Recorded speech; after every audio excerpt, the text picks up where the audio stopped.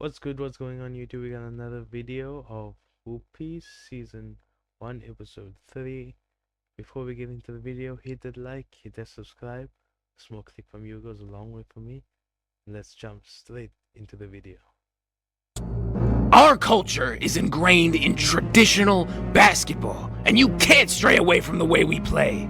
Just cause I'm a beak doesn't mean I have to stay in the post all day. I want to be the king of hoopers. I gotta get out of Sacramento. I won't ever find a ring working with a Marine team.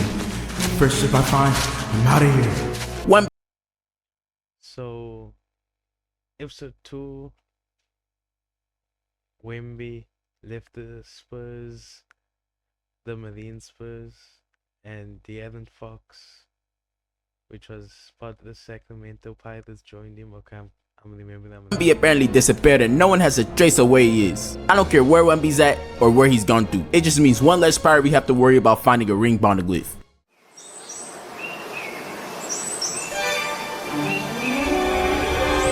BronBeard's Backstory, Origins of the Strongest Hooper. You know, Tim, my time keeping the seas safe is running out. My back problems is making it harder and harder to keep up with the new pirates, now that Jordan revealed that the hoop piece exists. And every year, stronger pirates are starting to take.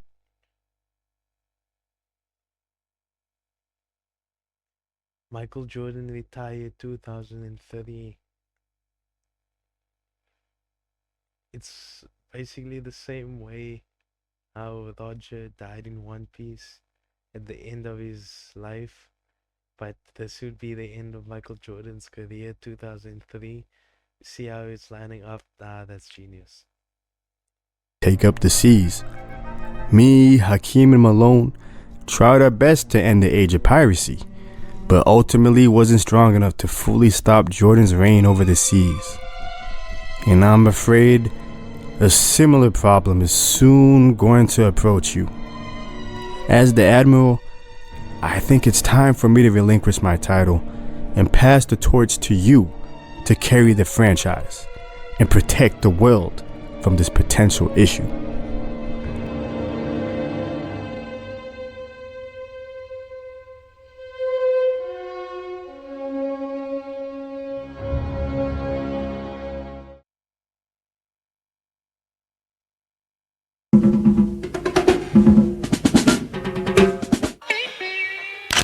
Before BronBeard D. James rose to be renowned as one of the strongest hoopers of all time, he started off as just a boy in a small unknown island in the East Blue named Akron.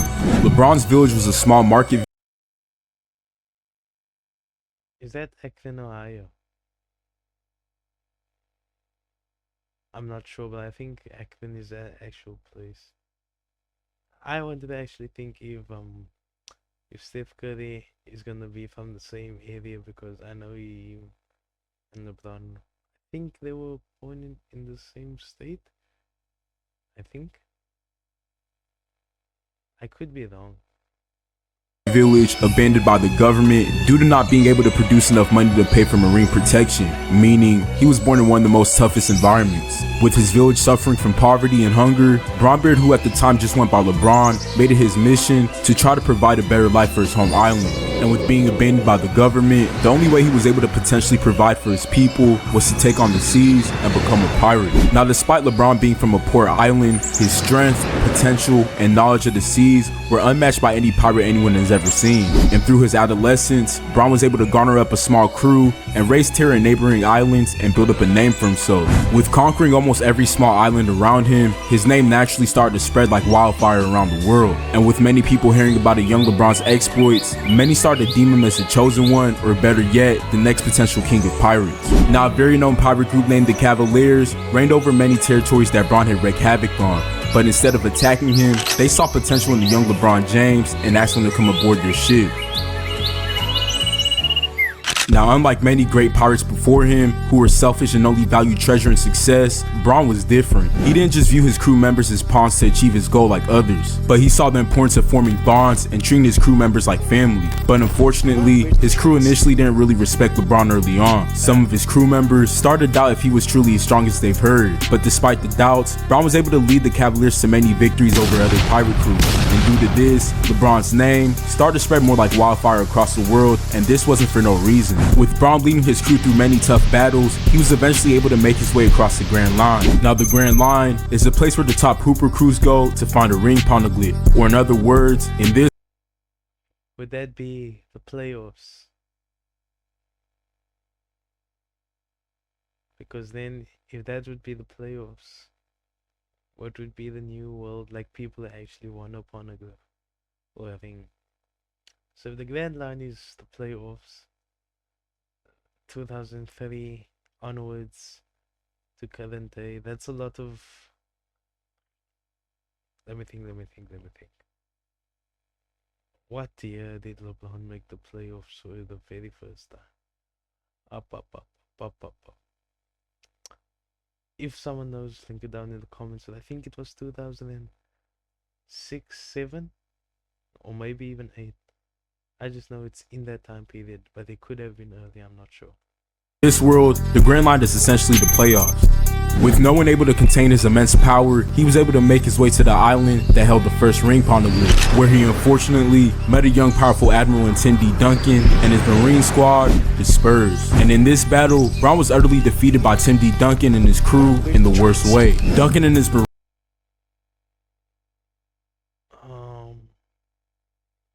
Is that when he got swept by the Spurs?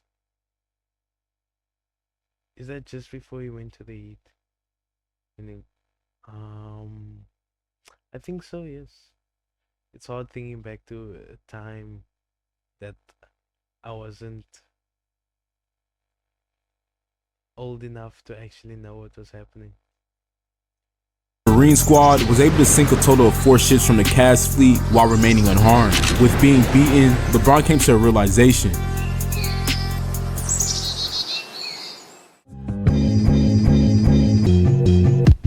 He realized if he ever had hopes of liberating his hometown village and becoming the king of hoopers, he was going to have to depart from his original crew, the Cavs Pirates, and join a far more stronger crew. And with him already having built a name for himself, it didn't take too long for him to find a crew to accept him in. But the next crew LeBron joined wasn't just any type of crew. It was a crew that currently belonged to another well-known pirate who also came from the East Blue, a pirate who had successfully already led his team to a ring poneglyph, Dwayne Wade. And joining them came another pirate who was also making his name known across the seas with his crew, the Raptors Pirates, and Chris Bosh. This newly formed crew. Just let me think. 2009 Lakers. 2010 Lakers. So 2008. It had to be 2008 if LeBron ever went to the NBA Finals. Yeah, I'm sure he did, yes. 2008 probably. Because 2009 and 10 was cool. No! 2008 was Celtics year. Am I missing something? 2008 Celtics. 2009, 2010 Lakers. 2011 Mavs, 2012-13, or was it 2012 Spurs and 13-14? I'm so unsure. No, it was. I'm so unsure. Instantly was revered by every pirate crew around the world, and without wasting a lick of time, they start showing how dominant they really were by wreaking havoc across the seas instantly. Now, a major thing happened across the seas today. 3 captains decided to come together and form some type of cross guild on the seas. Wade, Bosh, and most importantly LeBron James has decided to team up under the Heat pirate flag. Now, some are saying that's Stephen A. Smith.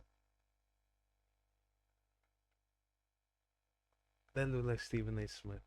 that Bron leaving the Cavs Pirates was a complete betrayal to his home island. And I must admit, I kinda have to agree. Bron just looks like that type of guy, you know? And I don't like that type of guy. He's the type of guy that'll go anywhere and do anything for any type of success. The type of guy who confront you in front of a whole crowd about his kid. Now, I don't know where I got that from, but I just have a feeling in my gut that he's just that type of guy. But anyways, this newly formed crew is wasting no time terrorizing the world. Some are even saying that they might be the strongest pirate crew We have to give credit to whoever did this animation. It's so fire. ever assembled. Now, only time can tell how powerful this crew can be. After all, D-Wade already has experience capturing one ring poneglyph, so maybe he can help Bron and Bosch finally get one. But who really knows?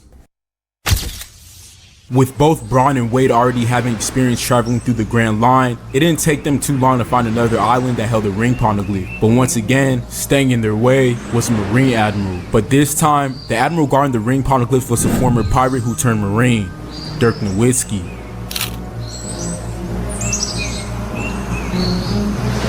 We meet once again, Wade. It's a different day, but it's gonna be the same result, Dirk. You don't have a single person on your crew to stop me and LeBron.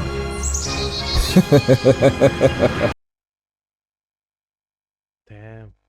I remember this is when I'm remembering that clip where LeBron and Wade were making fun of Dirk over the flu. That's coming to mind right now. Oh, I have someone for him, alright.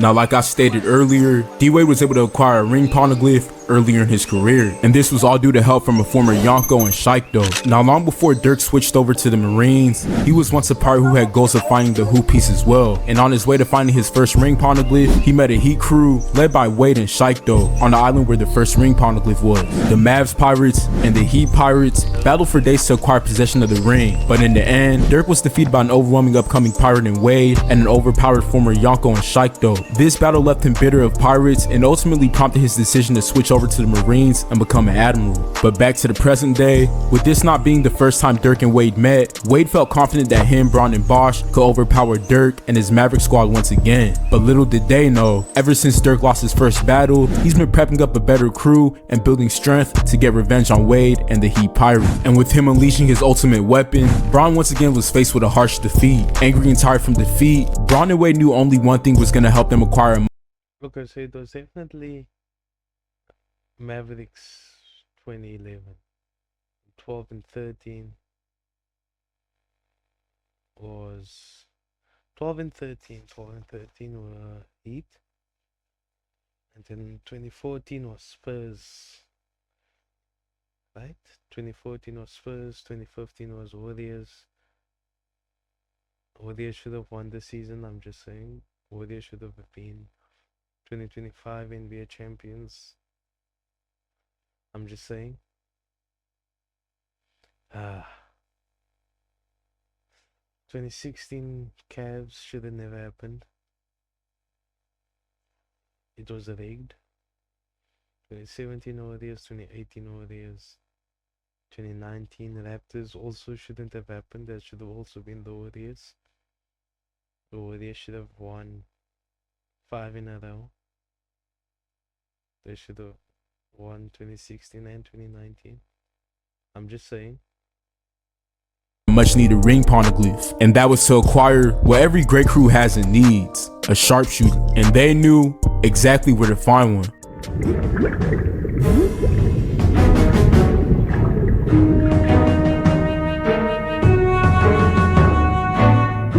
I love how he's incorporating the real One Piece animation into the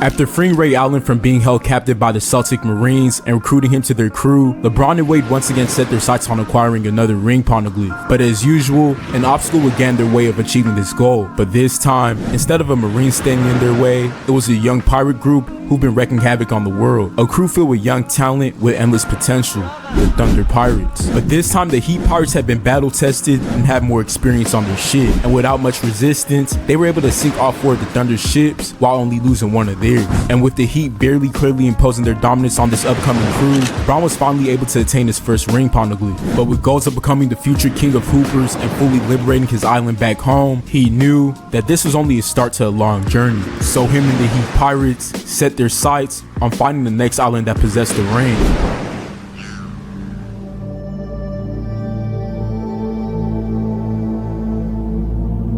LeBron and Wade are finally active again, huh? I know exactly where they're headed. With traveling the seas for some time, they were finally able to find an island and get their hands on another ring poneglyph. But before they were able to leave the island, LeBron was greeted with a very familiar face, the Marine soldier that ultimately made him leave his first crew. But this time was different than the last time Tim D. Duncan and Bron met. This time Bron had help.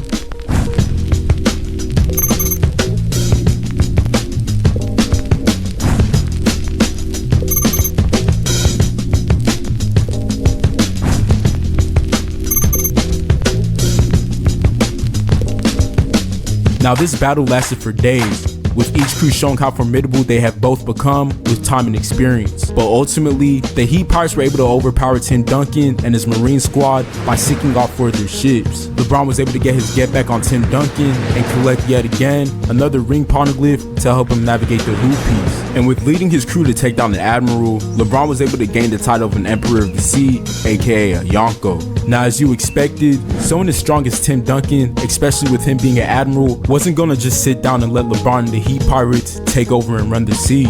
In due time, the Spurs and the Heat Pirates once again clashed at the side of another island that contained a ring poneglyph. But this time, Tim D. Duncan and his Spurs squad were able to put a stop to the Heat Pirates' brief dominance over the seas.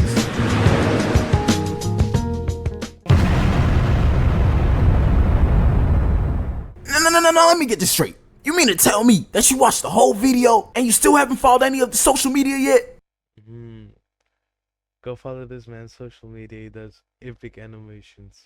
But anyway, to see in the video, I'm about to jump into episode 4, so if you see it down below, please click on it, like and subscribe, and I'm out.